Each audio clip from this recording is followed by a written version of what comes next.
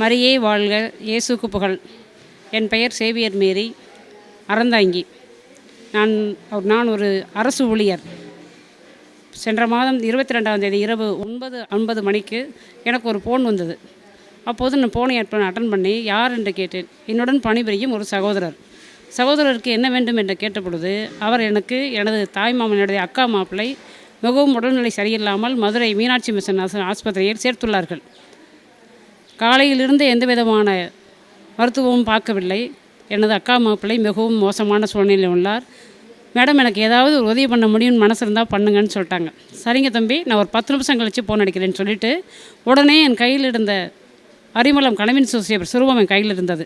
அந்த சுரூபத்தின் பக்கத்தில் போய் உட்கார்ந்து, கனவின் சூசையப்பரே, உமது வல்லமை விளங்கும் என்ற உமது விருப்பம் இருந்தால் நான் ஃபோன் அடிக்கும் மருத்துவர் என் ஃபோன் தொடர்பு கொண்டு எனக்கு நல்ல ஒரு செய்தியை தர வேண்டும். நீர் ஃபோன் அட்டன் பண்ணவில்லை என்றால் அவருக்கு நல்ல மருத்துவம் இல்லை என்பதை நான் உறுதி செய்து கொள்கிறேன் என்று இறைவனிடம் வேண்டிக் கொண்டு திரும்பி போய் நான் அவரிடம் ஃபோன் அடித்தேன். உடனே ஃபோன் அடித்தவுடன் அந்த சகோதரர் ஃபோன் அடித்தார். உடனே தகவலை சொன்னேன். தம்பி, இந்த மாதிரி இருந்து என்னுடைய சகோதரருடைய அக்கா மாப்பிள்ளை முடியாமல் இருக்கிறார் மருத்துவமனையில். காலையிலிருந்து எந்த நோய் என்று தெரியவில்லாமல் இருக்கின்றார்கள். நீங்கள் மருத்துவரை நோக்கி ஃபோன் செய்துவிட்டு எனக்கு உடனே நல்ல தகவலை சொல்லுமாறு கேட்கிறேன்னு சொன்னேன். அக்கா, ஒன்றுமே இல்லை, ஃபோனை வச்சுருங்க, 10 நிமிஷம் கழிச்சு சொல்கிறப்பான்னு சொல்லிட்டாங்க. ஒரு அரை மணி நேரம் கழித்து ஃபோன் அடித்தார். அக்கா, நான் டாக்டர்கிட்ட பேசியிருக்கேன். அவருக்கு நரம்பு மண்டலம் ஃபுல்லாகவே வேலை செய்யாமல் ரொம்ப மோசமான சூழ்நிலை ஆகிட்டார். அவருக்கு ஊசி போடுறதுக்கு எந்த விதமான ஊசியும் இங்கே இல்லைக்கான்னு சொல்லிட்டார். அக்கா, தம்பி என்ன செஞ்சாலும் பரவாயில்ல, எத்தனை லட்ச ரூபா செலவழிஞ்சாலும் பரவாயில்ல, எனக்கு தேவை அந்த பையனுடைய அக்கா மாப்பிள்ளை.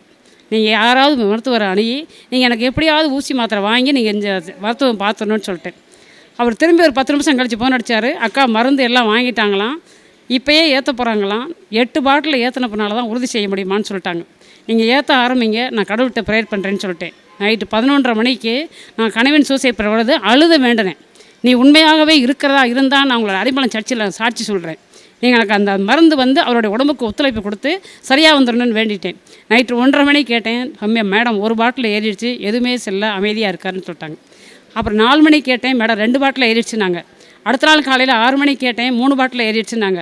10 மணிக்கு கேட்டேன். 4 பாட்டில் ஏறிடுச்சுனாங்க.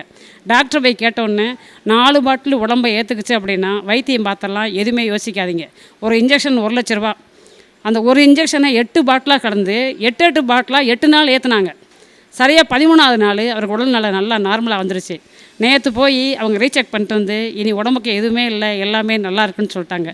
கனவின் சூசையப்பருக்கு கோடான கோடி நன்றிகள். மரியே வாழ்க, இயேசுக்கு புகழ். இயேசுவே மக்களை.